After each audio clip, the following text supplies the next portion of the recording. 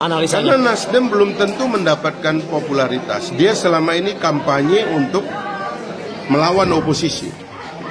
Tiba-tiba sekarang bersama oposisi. Itu perjudian. Bagaimana kalau efeknya, ya kan? Semua masa dia yang tadi menganggap bahwa sudah benar mereka bersama pemerintah, begitu ngelihat Nasdem bersama oposisi, tiba-tiba kabur. Bagaimana kalau itu terjadi? Sama Anies Baswedan juga demikian. Dia akan mengumpulkan massa yang jenisnya berbeda dengan massa yang dikumpulkan oleh Partai Nasdem. Apakah dua jenis massa ini, massa Anies itu adalah massa yang marah kepada Pak Jokowi dan pemerintahan ini? Masanya Nasdem adalah massa yang senang kepada Pak Jokowi. Apa bisa disatukan? Itu perjudian. Belum tentu bisa nyatu. Dikit lagi Pak, tadi kan soal katanya ada dua massa itu Pak. Ini yang menarik antara Anies dan Ganjar tadi Pak. Ya karena dua-duanya mengumpulkan kelompok massa. Anies mengumpulkan kelompok massa Islam yang marah, Ganjar mengumpulkan kelompok yang cemas kepada massa Islam. Dan ini nggak boleh di-entertain terus-menerus, dilayani. Harusnya ini dibikin lumer dengan dimulainya sebuah perdebatan lebih terbuka dengan kandidat yang lebih banyak.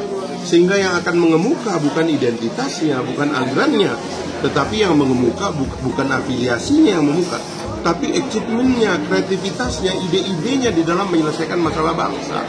Ini membingungkan, membuat kita itu menunggu last minute.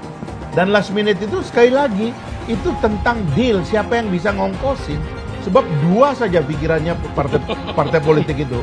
Siapa yang paling populer dan elektabilitas tertinggi, siapa yang bisa bayar. Dan ini hanya bisa dipertemukan di ujung. Sebab mereka sangat bergantung kepada elektabilitas ujung dan kemampuan bayar ujung. Jadi berarti kayak KIB ini nggak mungkin dong? Nggak ada, ini bohong-bohongan ini semua, nggak ada. Jadi ini kayak jalan tol. Ini last minute semua, udahlah percaya saya dah, ini last minute semua. Karena mencari angka 20% tidak gampang. Angka 20% itu hanya ngumpul di 2 atau 3 orang. Yang sudah atas nama dari dua otoritas ini, otoritas populernya yaitu para calon-calon ini yang dianggap populer melebihi calon politisi dan kader-kader partai, dan yang kedua adalah para pembiaya gitu loh, yang nanti para pembiayanya mungkin popularitas itu adalah urusan presidennya, ya kan, pembayaran urusan wakil dia Nanti komposisinya gitu ya. Jadi itu yang belum ketemu nanti diuji.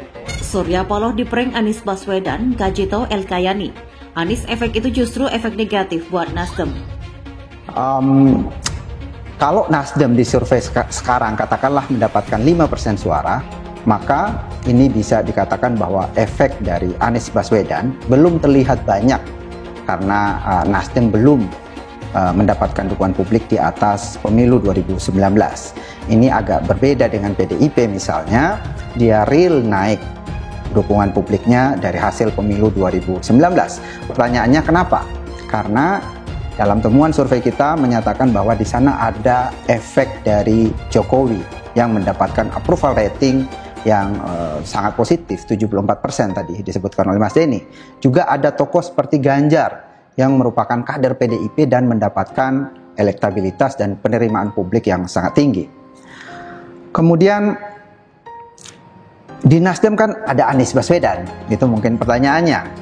Tetapi tadi disebutkan oleh Mas Denny, Anies bukanlah pengurus atau kader Nasdem, dia adalah pendatang baru, sehingga asosiasi atau kedekatan Anies dengan Nasdem ini belum terbentuk secara kental. Itu yang menjelaskan kenapa elektabilitas Anies sekarang ini cenderung mengalami kenaikan pasca deklarasi dan ketika dibawa ke berbagai kota, tetapi pada saat yang sama Nasdem belum mengalami perubahan yang signifikan.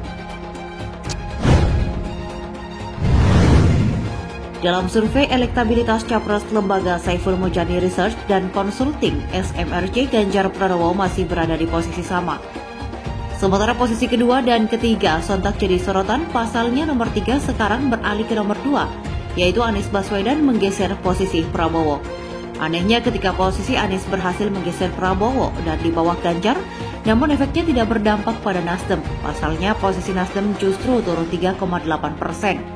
Hal ini sontak mengundang komentar pengarang Q Times, Kajitau Elkayani, dengan lantang yang mengatakan bahwa Surya Paloh sudah di-prank Anies Baswedan. Jadi benar bahwa kemarin ini kayaknya Om Surya Paloh ini kena prank ya sama Anies. Kata Kajitau dikutip dari kanal YouTube Cokro TV pada hari Rabu. Menurut Kajitau, awalnya Surya Paloh mengira jika mundurnya kader Nasdem itu akan diisi oleh para pendukung Anies, namun faktanya justru tidak terjadi. Awal-awal memang ada sedikit dampak ya, Nasdem sempat naik. Orang-orang mengaitkan ini dengan Anies Effect, tapi faktanya ketika dilakukan survei lagi, ternyata suara Nasdem tetap turun, ungkapnya.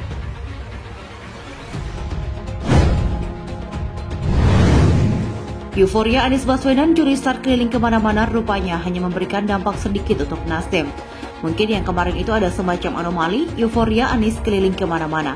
Mungkin itu memberikan dampak sedikit, tapi ternyata tidak permanen. Faktanya di survei indikator ini, suara Nasdem anjlok bahkan di bawah batas aman, ujarnya. Menurut saya Anies efek itu mungkin ada efeknya, tapi malah efek negatif buat partainya Nasdem, tegasnya.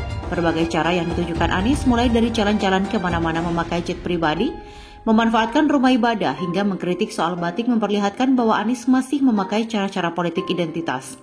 Manuver yang dilakukan oleh Surya Paloh dengan mencuri start dengan mendeklarasikan Anies lebih dulu dengan curi kampanye kemana-mana. Kalau dulu mereka mengkritisi tentang politik identitas, saat ini mereka malah memfasilitasi seorang bapak politik identitas. Ini kan sebuah titik balik yang sangat disayangkan, ungkapnya.